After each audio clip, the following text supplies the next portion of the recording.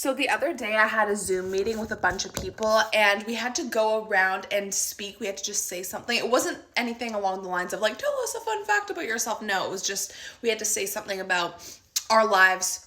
Totally simple, right?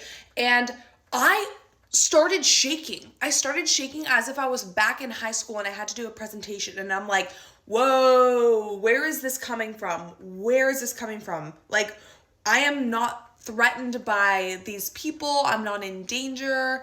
What is going on here?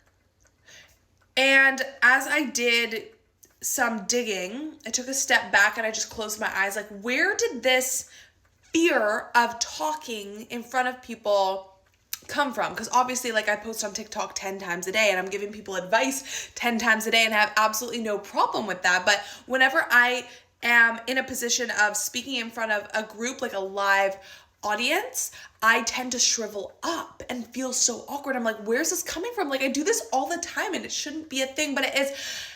I did some deep digging. I did a meditation. I closed my eyes. I was like, okay, think, like, when was the first time you can remember you felt kind of in danger by putting yourself out there and getting rejected? And I'm like, shoot. And you know what? As I went deeper and deeper and deeper along the years of my life, one moment that really stuck out to me was in grade 2 when I was the last person to go to the music room because the teacher kept asking questions and I just wouldn't put my hand up. And eventually she just kept picking on me and then I started to panic, and every single time she picked on me like several times, which it was kind of wrong. It was a little bit of tough love she was doing, but you know, I'm just recognizing that now. But every time she picked on me, I got it wrong. I kept getting it wrong and I panicked.